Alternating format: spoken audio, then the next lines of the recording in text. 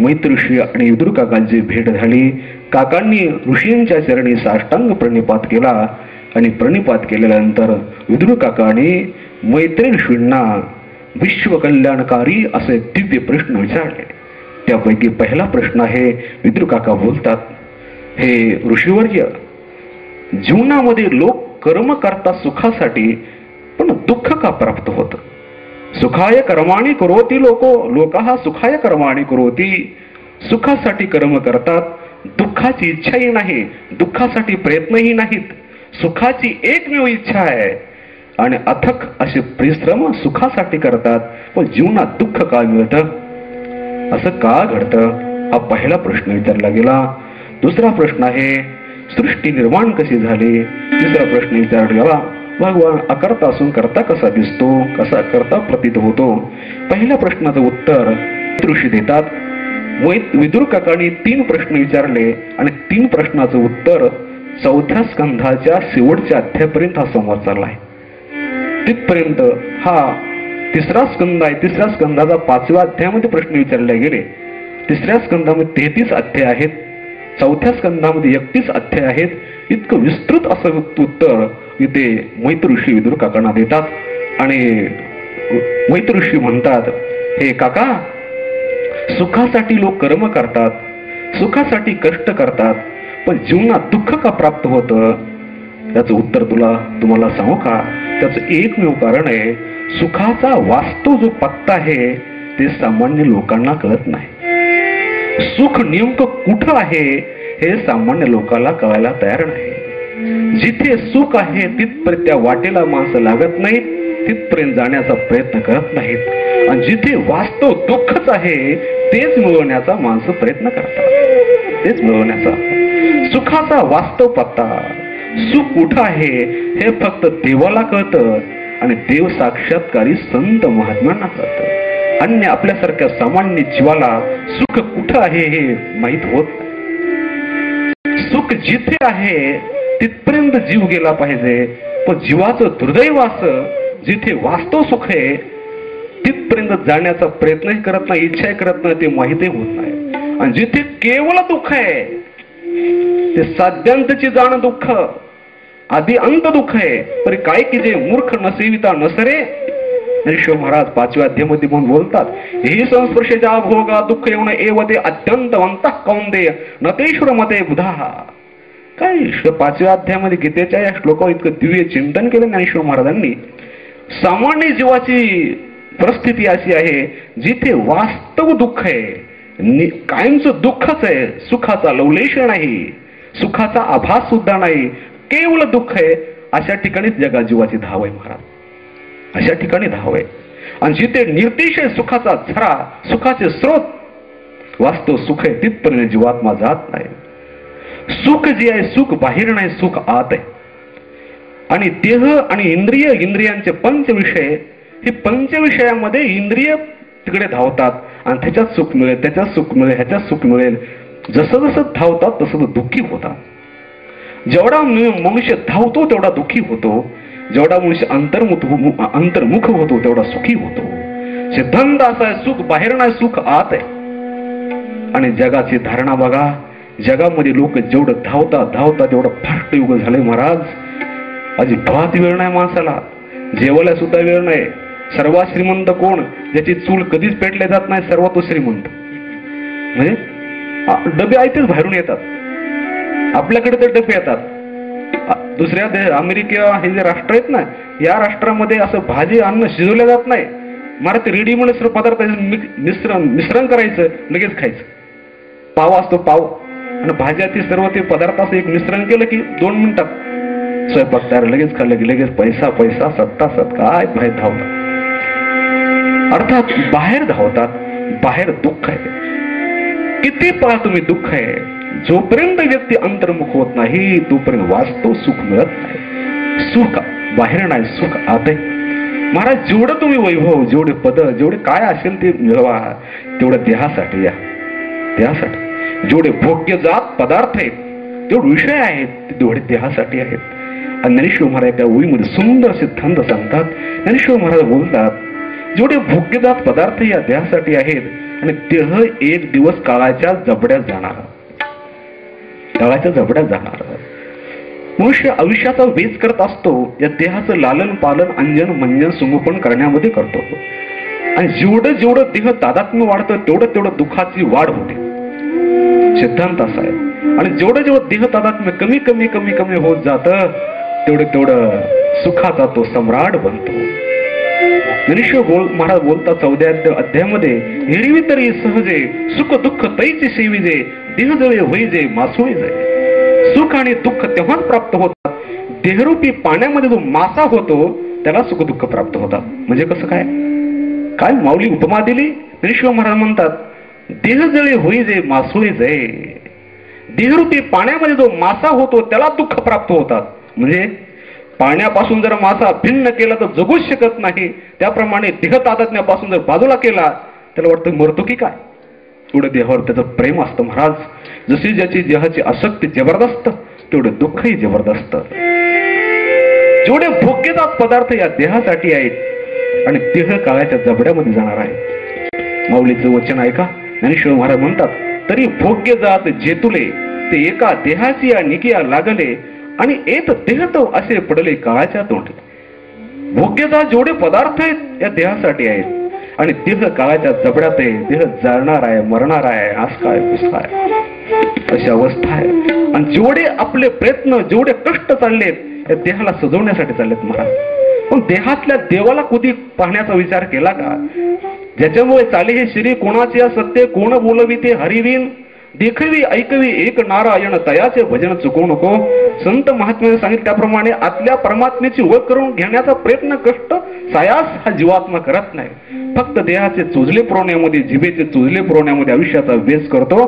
पण ज्याने हा देह दिला त्याचं स्मरण कधी करतो का, त्याची आठवण कधी करत नाही महाराज. कधी करत नाही. या देहाचे चोजले पुरवण्यामध्ये आयुष्यात काही काही माणसं असे बहादर असतात, उद्या काय खायचं आज ठरवतात. 7 दिवसाच्या 7 भाज्या ठरल्या असतात. त्यांच्या भाज्या सुद्धा डबल आल्या नाही पाहिजेत.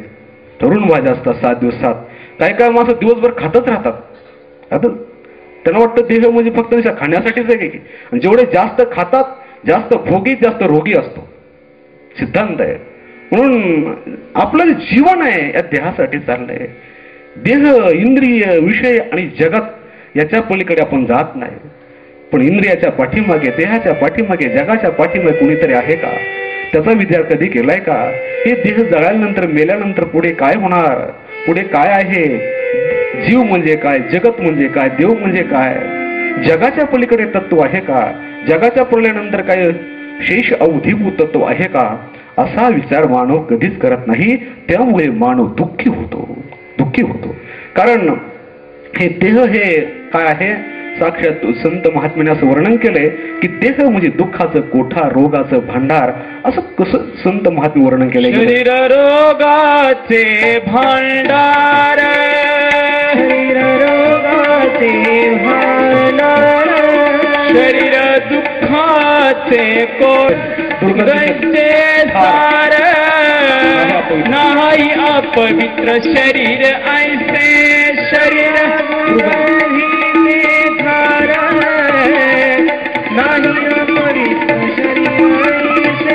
शरीर दुःखाचे कोठार,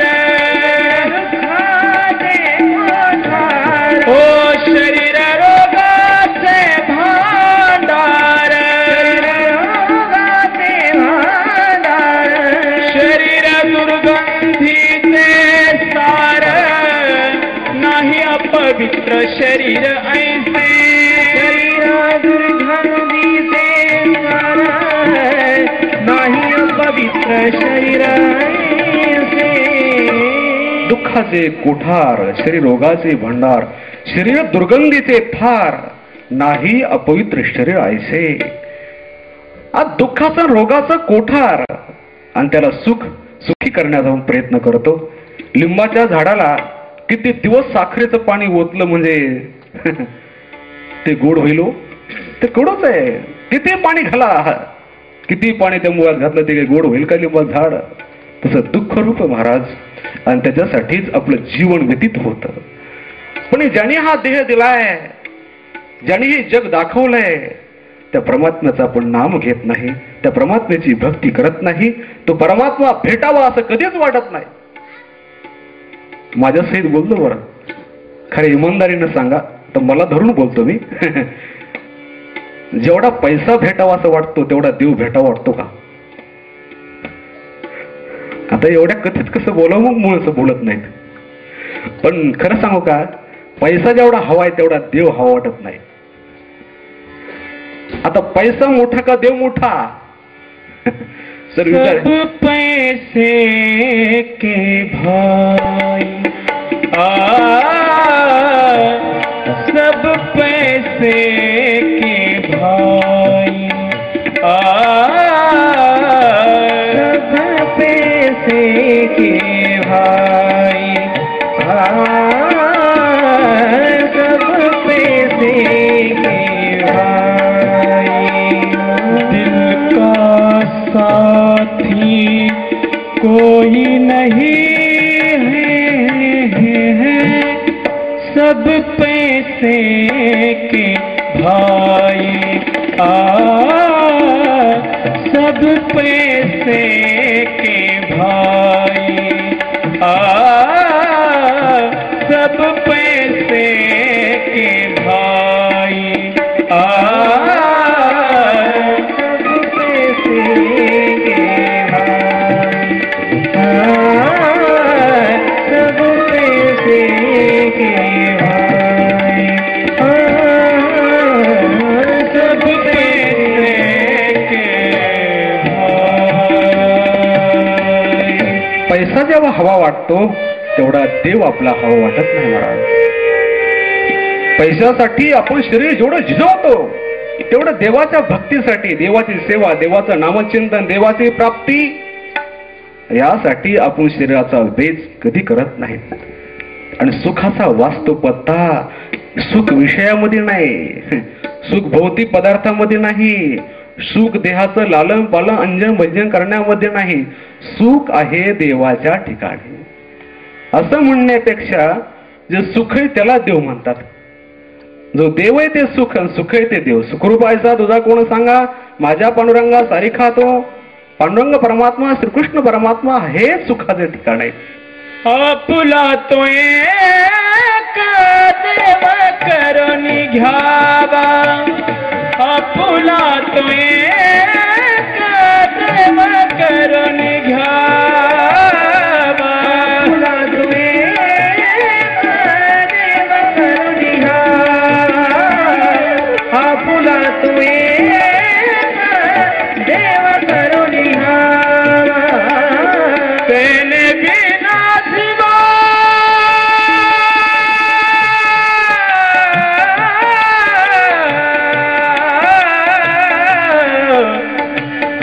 सुख नो है, तेने बिना शिवा सुख नो है. तेरती माई का दुःखाची जनती, तेरती माई का दुःखाची जनती, तेरती माई दुःखाची जनती, तेरती माई दुःखाची जनती, तेरती माई दुःखाची जनती. सुख हवा असेल तर देवाला आपुलासा करा. आपला तो एक देव करून घ्यावा, तेणे विना जीवा सुख नव्हे. देवाची भेट झाल्याशिवाय, देवाचं दर्शन झाल्याशिवाय वास्तव सुख मिळणार नाही.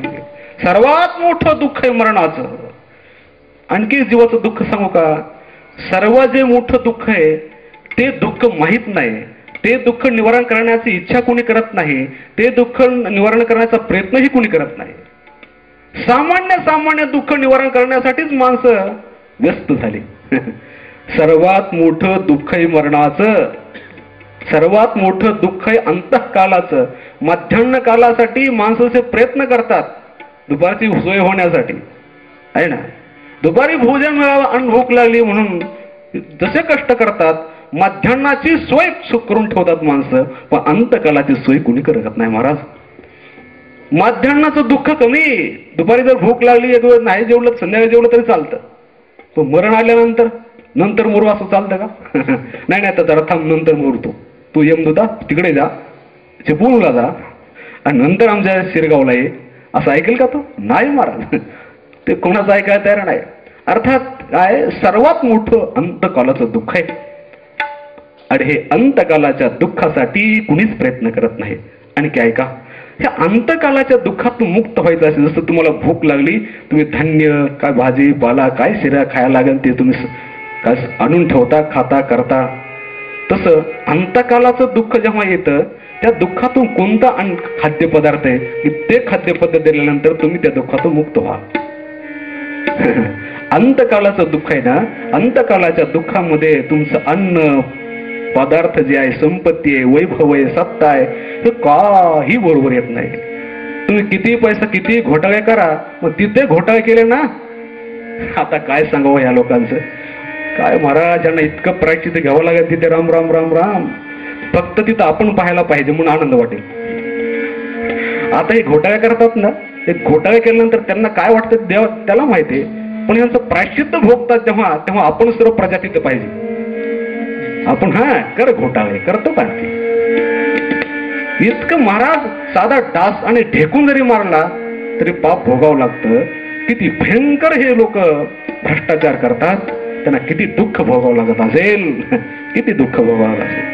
किती पैसा किती बँकेत ठेवा, कुठेही ठेवा, महाराज मरण जर आलं ना, तो पैसा ते उपयोगाला येणार नाही, ते सत्ता ते पद तिथे उपयोगाला येणार नाही. जीवनात कुणी तुम्ही परोपकार केलाय का? जीवनात दान धर्म केलंय का? जीवनात सत्कर्म केलंय का? जीवनात शेजाऱ्या पाजाऱ्या सहकार्य केलंय का?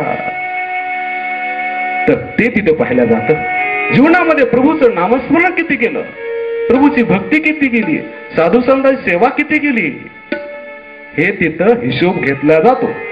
बाकी तुम्ही कोण्या बँकेत किती बॅलन्स आहे तुमचे कधी पासबुक घेऊन बसत नाही. इकडा पासबुक सर्व जप्त करतो असं म्हणत नाही. हे पासबुक घेतो, हे भक्तीचे पासबुक घेतो. जीवनात किती भक्ती केली, किती नामस्मरण केलं, किती सत्कर्म केलं, परोपकार किती केला, म्हणून हे तिथे पाहतो.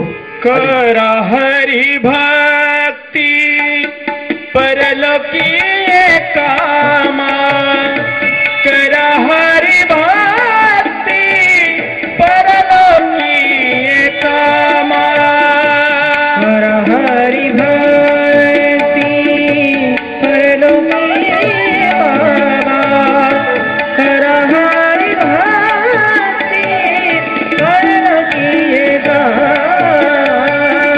करा हरी भक्ती परलोकी कामा, करा हरी भक्ती परलोकी कामा, करा हरी भक्ती परलोकी कामा, करा हरी भक्ती परलोकी कामा.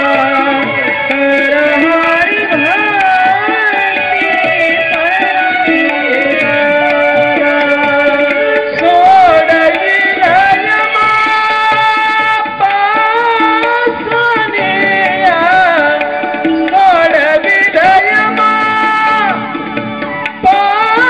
पासनिया, करा हरी भक्ती परलोकी कामा, करा हरी भक्ती परलोकी कामा, करा हरी भक्ती परलोकी कामा, करा हरी भक्ती परलोकी कामा, करा हरी भक्ती परलोकी कामा, करा हरी भक्ती परलोकी कामा, करा हरी भक्ती परलोकी कामा, करा हरी भक्ती परलोकी कामा,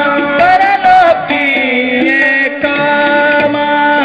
परमात्म्याची निष्काम जेवढी भक्ती केली आहे ते तिथे उपयोगाला येते. अन्य बाकी जे आहे ते काही उपयोगाला येत नाही महाराज.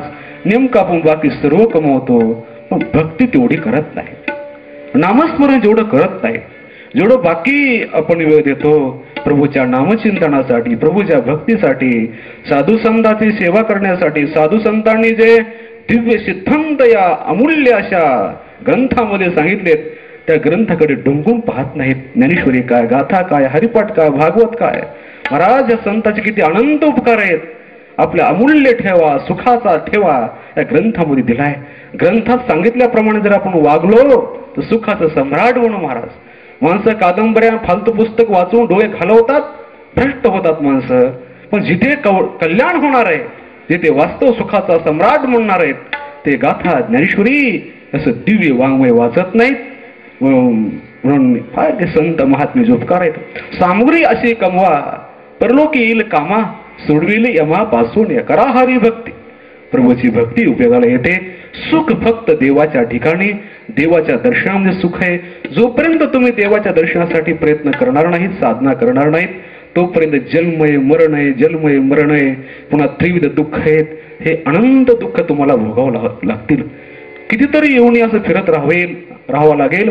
आणि ज्या वेळेला तुम्ही निष्काम परमात्म्याची भक्ती कराल, अंतःकरणात शुद्धता होईल, सद्गुरू जीवनामध्ये भेटतील, तत्त्वमसी आदी महावाक्याचा दिव्य उपदेश करतील, तुम्ही बोधारूढ व्हाल. आणि देव जसा आहे तसा तेव्हा कळेल. चर्मचक्षु नाही तेव्हा तुम्हाला दिसेल सगुण साकार रूपामध्ये, तेव्हा तुम्ही वास्तव सुखाला प्राप्त व्हाल. अन्यथा किती कमवा किती कमवा त्याचा विचार कोणी करत नाही. म्हणून सुखाचा वास्तव पत्ता प्रभूचं चरण कमाल, प्रभूची प्राप्ती हे सुखाचा वास्तव पत्ता. सुख तिथे आणि प्रभूचं दर्शन ज्यांना झालं ते संत महात्म्या ठिकाणी सुख.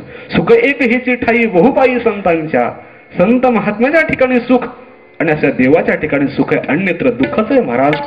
आणि या सुखाकडे जाण्याचा रस्ता, एकमेव रस्ता ही भक्ती आहे. भक्ती भक्ती पंथ भूसोपा. म्हणून हा राजमार्ग मुरोनिया वाटा सूक्ष्म दुस्तर केला, राज्यभार चाले ऐसा. या भक्तीने कुणी या, लहान या, थोर या, मोठे या, गरीब या, श्रीमंत या, यारे यारे लहान थोर, यारे लहान थोर, याती भलती नारी नर, याती भलती नारी नर, करावा विचार न लगे चिंता कोणाची, करावा विचार न लगे चिंता कवना. यारे यारे लहान थोर, याती भलती नारी नर, करावा विचार न लगे चिंता कवनाची. यारे यारे लहान थोर, याती भलती नारी नर, करावा विचार न लगे चिंता कवना. हा भक्ती मार्ग मेगा हायवे. तुमच्या भाषेत मेघा हायवे. त्या गाडी लिहिलं असतं बघा, ही गाडी जाणार मेघा हायवेने जाणार. तसा आहे भक्ती मार्ग. ते अडराणा नाहीत, आडवाटा नाहीत, द्रुतगती महामार्ग आहे. टोलनाके आहेत, तेवढं भरावं लागते तुम्हाला, पण प्रवास सुखाचा होईल. तिथपर्यंत पोहोचाल. सर्वांना तिथे राजमार्गाला, सर्वांना तिथे उभा आहे, सर्वांना तिथे येता येतं. म्हणून देवाकडे जाण्याचा एकमेव रस्ता जर वाट कोणती असेल, देवाची भक्ती आहे, देवाचं नामस्मरण, ही कथा आहे, कीर्तन आहे, सप्ताह आहे, दान धर्म आहे, हे देवाकडे जाण्याचा रस्ता आहे महाराज. म्हणून इथे जे खर्च, लाखो रुपये जे खर्च करतात, ही देवाच्या वाटेला लागलेली माणसं आहेत. खर्च करत नाहीत का जगामध्ये? खर्च करतात, पण यमाच्या वाटेला लागलेले ते माणसं. बाकी जे खर्च करतात ना अन्य ठिकाणी, नको ठिकाणी ज्याचं नाव इथं घेऊ नये, ते यमाचे पाहुणा प्राणी होय, तिथे वाटेला लागले.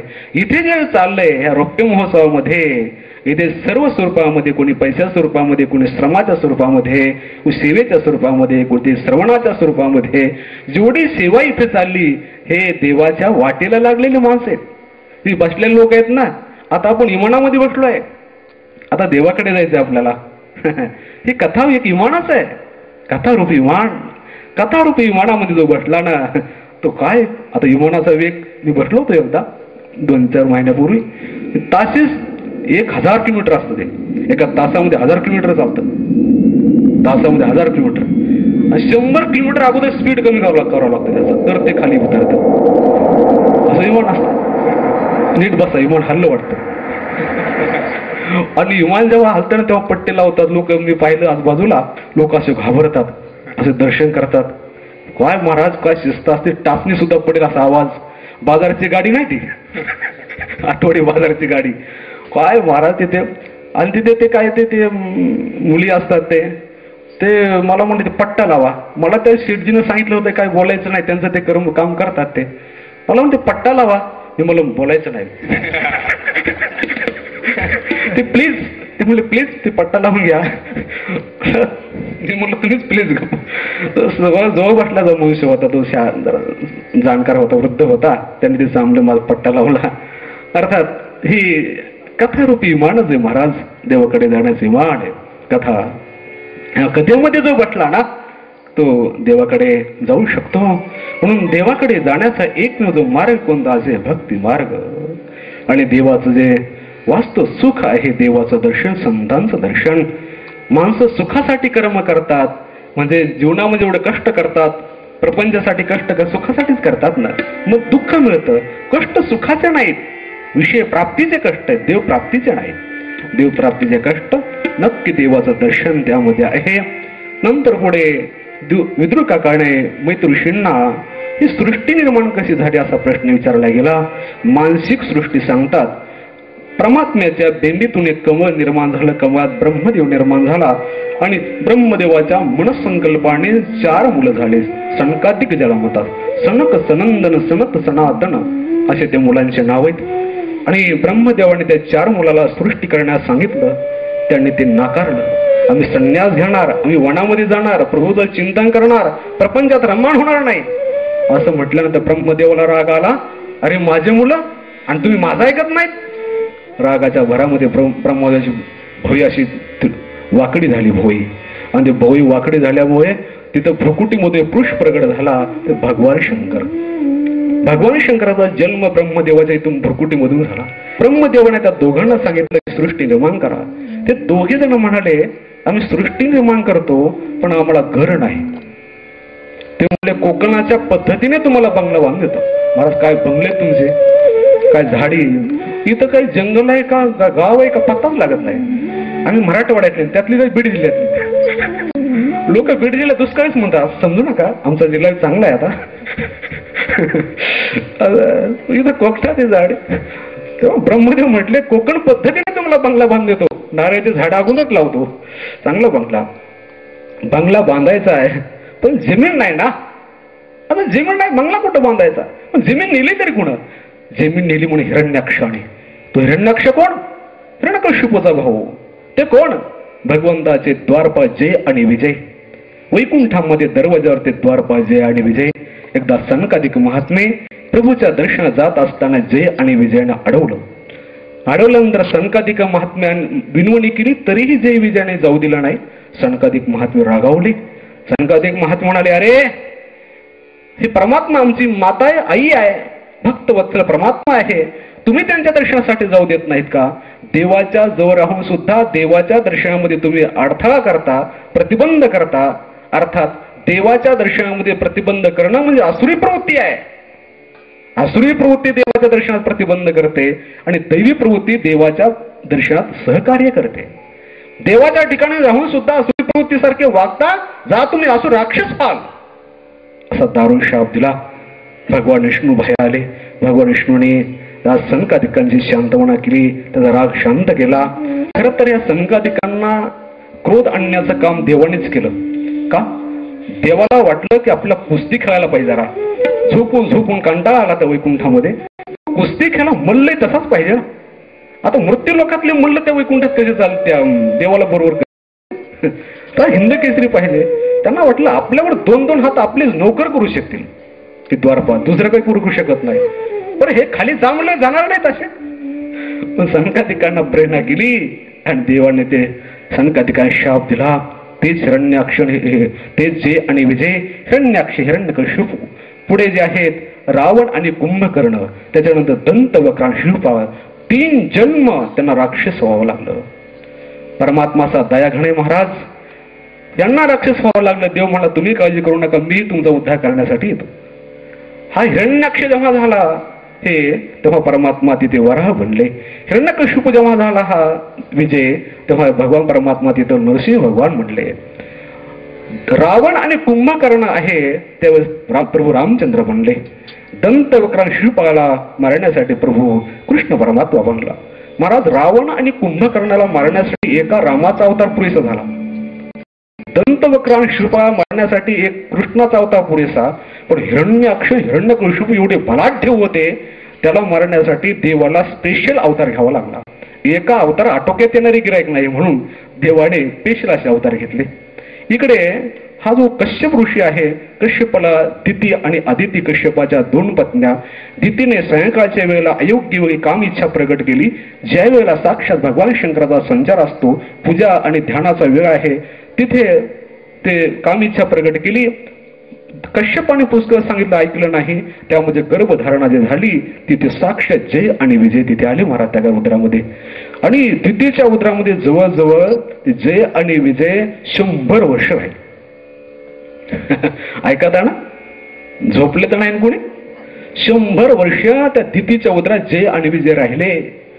आणि जेव्हा त्यांचा जन्म होत नाही ते तेज आहे ते गर्भाचं अत्यंत दैदिप्यमान विश्वाला जाळून टाकतं की काय सर्व लोक भयभीत झाले, देवता लोक.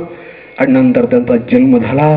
ते जय आणि विजय हिरण्याक्ष आणि हिरण्यकशिपू या रूपाने प्रगट झाले. त्यापैकी जो हिरण्याक्ष आहे, हिरण्याक्ष, हिरण्य म्हणजे सोनं, अक्ष म्हणजे नजर, सोन्यावर नजर आहे त्याला हिरण्याक्ष म्हणतात. हिरण्य आणि कश्यपू तो सोन्यावर झोपतो तो हिरण्यकशिपू, सोन्याची नजर आहे तो हिरण्याक्ष. अर्थात ही बहिर्मुख राक्षसी माणसं, त्याला सोनं हेच हवंय, त्याला देव हवा नाही, देवाचं काय साधना माहित नाही, सोन्यावर नजर आहे, हे राक्षस. हिरण्याक्षानं काय केलं महाराज, पृथ्वीच काखेत दाबली आणि पृथ्वी काखेत दाबून तो पाताळात गेला. आता हे वाक्य ऐकलं ना, पृथ्वी काखेत दाबली, त्याची काख किती मोठी. हिरण्याक्ष एवढे पृथ्वीची. पूर्वीच्या माणसं महाराज 1-1 क्विंटलचं पोतं असे काखेत सहज दाबायचे. 1-1 क्विंटलचं पोतं डोक्यावर घेऊन 4-4 किलोमीटर जायचे. आणि म्हणूनच ते 20-20 पोळ्या खायचे. सकाळी कुणीतरी सांगितलं 20-20 पोळ्या त्याच्यामुळे खात होते ते. सकाळी कुणीतरी म्हणलं आपल्या मराठवाड्यामध्ये 15-20 पोळ्या खात होतं कुणीतरी, ते त्याच्यामुळे ते खायचे. आता ते काखेत दाबायचे म्हणजे काही ती पृथ्वी लहान आहे का, पण समजा दाबली कसं का असेना मानून घ्या, पण त्याची काख किती मोठी. पण ठीक आहे असेल मोठी, पण जेव्हा पृथ्वी जर काखेत दाबली पळाला कुठून. आता हे तर पटतं ना तुम्हाला. पृथ्वी जर काखेत दाबली, जमिनी जर काखेत दाबली, पळाला कुठून. आता याचं उत्तर आल्यावर सांगतो. याचं उत्तर काय, ती कल्पभेद ज्याचा मांडला जातो, कोण्या कल्पामध्ये कोण्या रूपामध्ये ते काखेत दाबली असं वर्णन केलं गेलं. कल्पाचा भेद तिथं सांगितला गेला. आणि ती पृथ्वी काखेमध्ये दाबली आणि काखेत दाबू हिरण्यक्ष पाताळात गेला. आणि इकडे ब्रह्मदेव विचार करतात, मी मनु आणि शत्रुपाला सृष्टी निर्माण करण्यास सांगितलंय, प्रपंच करण्यास सांगितलेलं आहे, पण जमीन नाही, काय करावं काय करावं काय करावं. चिंताक्रांत झाले. चिंता करता करता मोठा चांगला देह का हो. डुक्कर म्हणजे कुठंतरी घाणीमध्ये उलं होतं, कुठंतरी घाण खातं. परमात्मा असाच आहे, भक्ताच्या जीवनातली घाण खातो परमात्मा. काल मी बोललो, परमात्मा भक्ताच्या जीवनातले दोष नष्ट करतो, भक्ताच्या हृदयातली घाण काढून टाकतो आणि भक्ताच्या हृदयामध्ये स्वतः जाऊन बसतो. असा परमात्मा. वरा परमात्मा तो पाताळामध्ये गेला.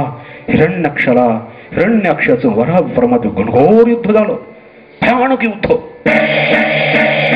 तो हिरण्याक्ष आहे, क्रोधायमान झाला, तो झोपला होता, जागा झाला. जागा झाल्याबरोबर थांबला तो, आणि थांबल्याबरोबर परमात्मा ही तेवढाच क्रोधायमान झाला. डोळे लाल बंद केले, केस विस्कटलेले, हाताच्या मुठी वळलेल्या आहेत, आणि भगवान परमात्मा त्याला मुष्टी युद्ध चाललंय. त्यांनी मुष्टी युद्ध खाव केल्याबरोबर इकडे सोनेने तो खाव करायचा. टीव्ही मध्ये पाहता ना ते युद्ध तुम्ही, ते मरतात ते लोक. असं युद्ध चाललंय. शेवटी सर्व देवदेवता विचार करतात, अरे परमात्मा जो आहे हिरण्यकशिपू पुढे परमात्माचा आता लाग लागणार नाही असं सर्वांना वाटू लागलं. ती मल्ल युद्ध आहे असं रंगामध्ये आलं. हा हिरण्यकशिपू आहे, खायला झाला, अंगामध्ये त्रास राहिला नाही, नाकातून रक्त उकू लागला. एक बुक्की मस्तकावर मारला भगवान परमात्माने हिरण्याक्षाला जागा ठार केलं. बोली वराह भगवान की, वराह भगवान की. वराह भगवान परमात्माने हिरण्याक्षा ठार केल्याबरोबर ती पृथ्वी आहे जबड्यामध्ये धरली, दाड्यामध्ये पृथ्वी धरली, वर आणली आणि पृथ्वीची स्थापना केली. वर घेऊन येऊ लागला म्हणून आवाज येत आहे. आणि स्थापन केली. आणि स्थापन केल्यानंतर ब्रह्मदेवाने सांगितलं आता पृथ्वी आहे, आता बंगलाही तयार आहे. आणि मनु आणि शत्रुपा यांचा प्रपंच सुरू झाला. त्यामध्ये मनु आणि शत्रुपाला 3 कन्या आणि 2 मुलं झाली. त्यापैकी आकुती, देहुती, प्रसूती ही जे आहेत हे 3 कन्या झाल्या. आणि उत्तानपाद आणि प्रियव्रत ही 2 मुलं झाली. आणि त्यापैकी आकुतीना ती देहुती नावाची कन्या कर्दम ऋषीला दिली. कर्दम ऋषी ब्रह्मदेवाच्या सावलीपासून झाले. आणि ब्रह्मदेवाने 12 वर्ष तपश्चर्या केली. तपश्चर्या केल्यानंतर भगवान परमात्मा प्रगट झाले. कर्दम ऋषी म्हणतात, प्रभू काही नको, फक्त मला तू मुलाच्या रूपाने माझ्या उदरी ये, देवच माझा मुलगा व्हावा एवढी माझी इच्छा आहे. परमात्माने तथास्तु. आणि परमात्मा निघून गेले. इकडे हा जो मनु आणि शत्रुपा आहेत, आपली देहुती नावाची कन्या, त्या कन्येला घेऊन कर्दम ऋषीच्या आश्रम आलेले आहेत. आणि देहुती नावाची कन्या कर्दम ऋषीला अर्पण केली. त्यांचं लग्न झालं. मनु आणि शत्रुपा आपल्या कन्येला सांगतात, महाराज लक्षात ठेवा भागवतातल्या काही गोष्टी, आपण आपल्या लेकराला चांगले संस्कार दिले पाहिजे.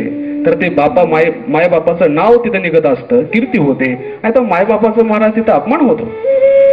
लेकराला कसे संस्कार द्यावेत ते मनु आणि शत्रुपा जे आहेत ते म्हणत आहे, देहुती पतीला कधी त्रास द्यायचा नाही, कधी आग्रह धरायचा नाही, कधी हे पाहिजे ते पाहिजे म्हणायचं नाही, आज्ञेचं उल्लंघन कधी करायचं नाही, पतीची सेवा करायची, कुटुंबातील जेवढे लोक आहेत त्यांची सेवा करायची, सासू सासरे देवाप्रमाणे मानायचे, आई वडिलाप्रमाणे मानायचे. आम्ही जसं तुझे आई वडील आहोत त्याप्रमाणे सासू सासरे तुझे आई वडील आहेत, आई वडील आहे असं समजून त्यांची सेवा करत जा.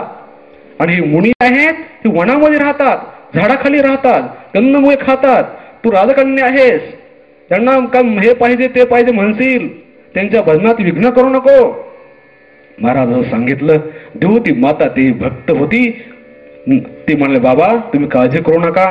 देहुती मातेला तिथे लग्न झालेलं आहे. इकडे मनु आणि शत्रुपा आपल्या नगरीला आलेले आणि त्या आश्रमामध्ये इकडे कर्दम ऋषी आणि देहुती माता राहते. कर्दम ऋषी तिथे तपश्चर्या करत आहेत आणि देहुती माते 12 वर्ष इथे जे आहे कर्दम ऋषीची सेवा केली. 12 वर्ष लोटल्यानंतर जेव्हा भानावर थोडे आले, देह भानावरही कर्दम ऋषी आले. आणि कर्दम ऋषी म्हणतात, माते इतक्या जंगलामध्ये किरण अशा वनामध्ये तू कोण आहेस, केव्हापासून सेवा करते, आई तू कुठून आली. महाराज काय त्यांचं तपश्चर्या असेल. ती देहुती म्हणाले, तुमची आई नाही, धर्मपत्नी मी. अच्छा, माझं लग्न कधी झालं.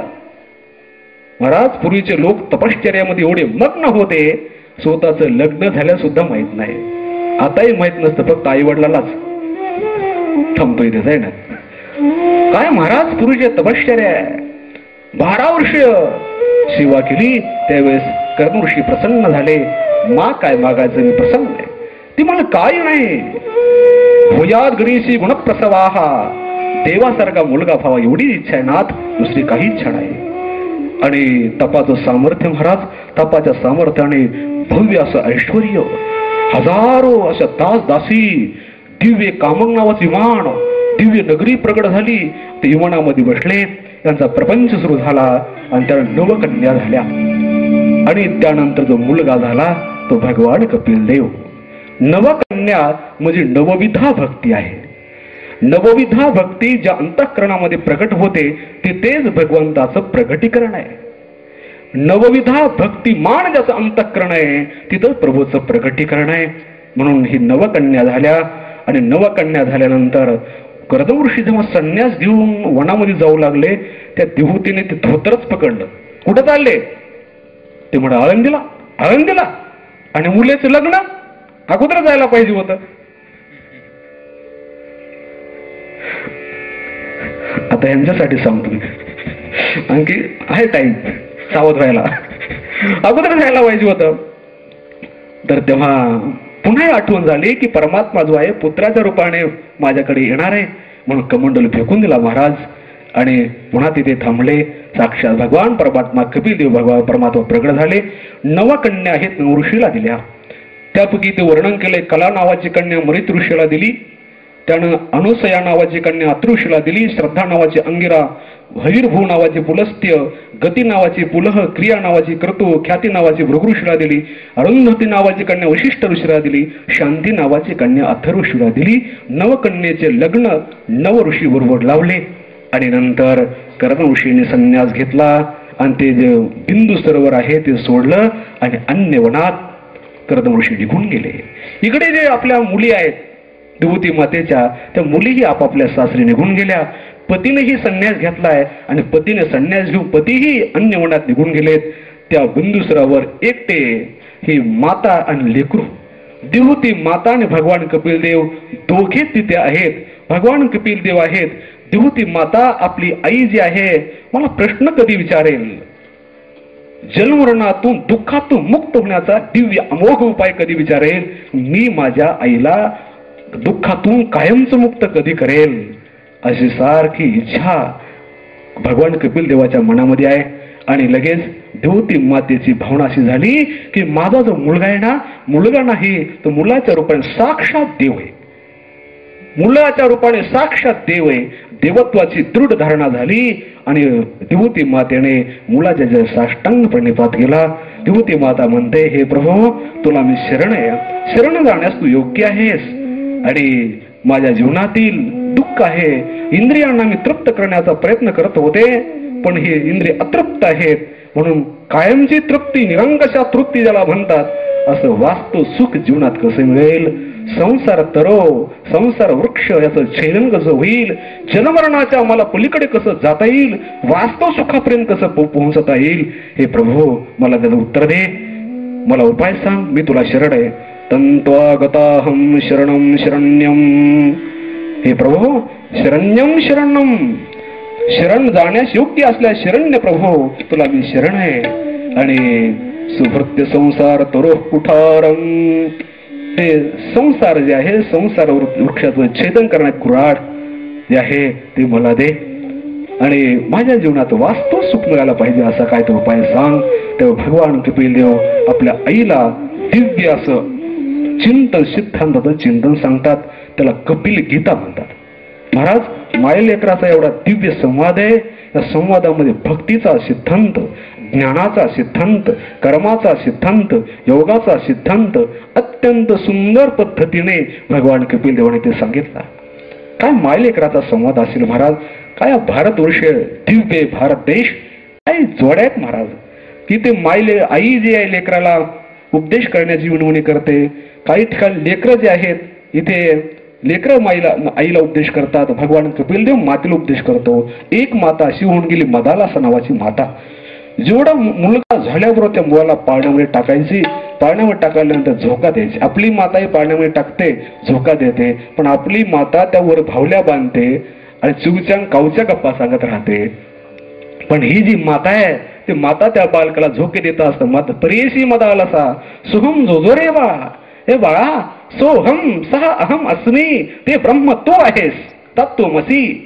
महाराज काय आहे त्या महात्म्यांचं दिव्य चिंतन, ते काय दिव्य माता असेल. अरे बाळा हा देह दुर्लभ असा देह आहे, थोडा मोठा झाल्यानंतर वनात जा.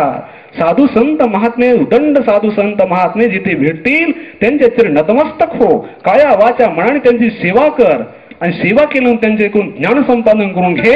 ज्या पद्धतीने त्यांनी जीवनामध्ये देव कमावला तूही देव कमवून घे. आमचं जीवन असं गेलं, तुझंही जीवन व्यर्थ जाऊ नये. बाळा उठी, बाळा बाळा उठ, वनामध्ये जा, संत दर्शन घे. पाळण्यामध्ये झोका देत असताना अशी माता दिव्य उपदेश करायची. मला असे लेकराला संस्कार दिले पाहिजे. लोक ओरडतात लेकरं आमचे ऐकत नाहीत, उलट बोलतात. आपण संस्कार तसे देतो. काय आपला मुलगा राक्षस बनवायचा का देव बनवायचा हे आई वडिलांच्या हातात आहे महाराज.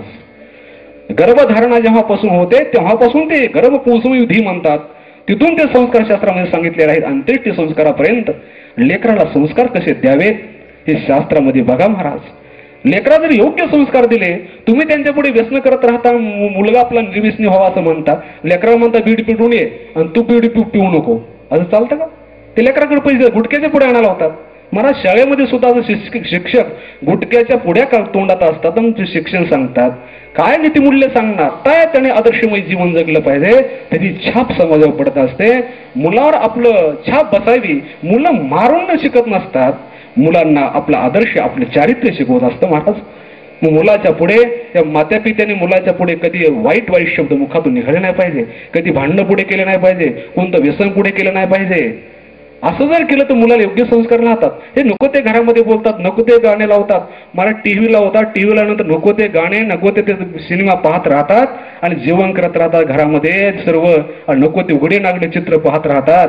कसे संस्कार होतील, कसे देव, कशी ही दैवी संपत्ती अशी संतती निर्माण होईल महाराज. काय हे वाईट संस्कार आपण कितीतरी वर्ष परमार्थ केला आणि वाईट संस्कार क्षणभर बर्बाद करतात परमार्थ. मग फार दक्ष राहिलं पाहिजे, डोळ्यात तेल घालून दक्ष राहिलं पाहिजे परमार्थ करत असताना. परमार्थ सोपा नाही.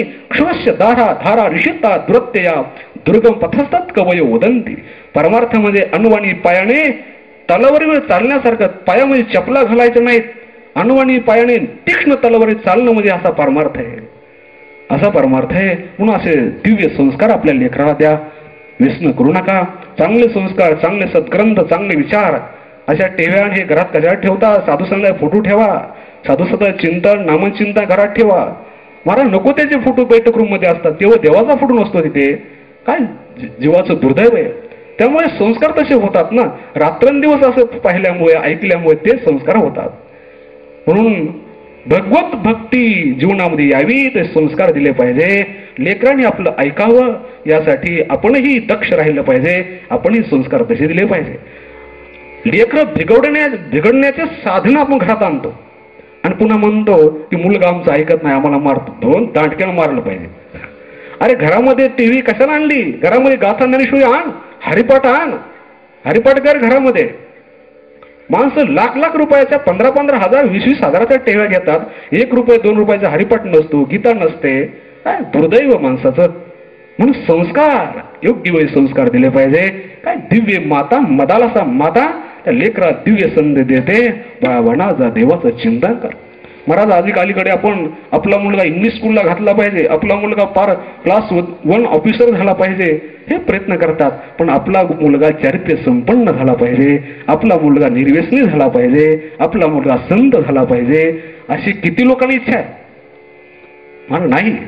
आपला मुलगा भरपूर पैसे कमावेत. मग कसे का कमावेत? तू पैसे कमावेत. पैसे कमवणे पाप नाही, पैसे कमवले पाहिजे, पुरुषार्थ आहे तो, अर्थ पुरुषार्थ आहे. तो जोडून या धन उत्तम व्यवहारे उदास विचारे वेच करी, अशा स्वरूपामध्ये ते कमवले पाहिजे. म्हणून मुलाला योग्य संस्कार द्या. काही तर दिव्य भगवान कपिल देव आहेत, दिव्य माता विभूती माता भगवान कपिल देव शरणागत झालेले आहे. भगवान कपिल देव म्हणतात, माते जीवाचं वास्तव सुखापर्यंत जायचं असेल, निरंकुशा तृप्ती जीवनामध्ये प्राप्त करून घ्यायचे असेल, माते तू सुरुवातीला सत्संगामध्ये ये, साधू संतांच्या संघामध्ये, कथा मंडपामध्ये ये, साधू संतांचे दिव्य वचन ऐक आणि साधू संतांच्या वचनाप्रमाणे आपलं जीवन जग. मग मात्र नक्कीच तुला वास्तव सुख मिळेल. समाजामध्ये फक्त संतांचे विचारच परिवर्तन करतात आणि संतांचे विचारच जीवाचं तारण करतात, उद्धारण करतात. अन्य विचार तुम्हाला नरकाला नेतील. संतांचे विचारच तुमचा उद्धार करतात. संतांच्या विचारात ताकद आहे महाराज. सत्संगाचं काय मूल्य सांगावं. सत्संग इतका भयानक आहे, इतकं दिव्य जीवनामध्ये प्रगती होते, उन्नती होते की तुकोबराय म्हणतात की बैसता संतांचे संगती है ना, कळ आले लक्ष्मीपती आपले कोणीच न होती, निश्चय चित्ती दृढ झाला. मला हा निश्चय फक्त संतांच्या संगती होतो. काय निश्चय झाला? देवाशिवाय या जगात आपलं कोणीच नाही. असा निश्चय फक्त संताच्या सहवासात झाला. फक्त देवच आपलाय. मरणाच्या वेळेला उशा पायथ्याला बसून मुवांचा ओरडत राहतील, पण मरणाच्या दुःखातून कोणी सोडवणार नाही. तेथे कोणी सोडविना एका सद्गुरू वाचूनी अंतकाळीचा सोयरा तुका म्हणे विठोधरा परमात्मा तिथे येणार आहे. म्हणून सत्संग जे आहे आपले कोणीच न होती. देवाशिवाय या जगात आपलं कोणीच नाही. देवच आपला आहे. हे सत्य विचार फक्त संतांच्या सहवासामध्ये होतात. बैसता संतांच्या संगती, संतांच्या संगतीत बसत जा. सत्संगामध्ये येत जा.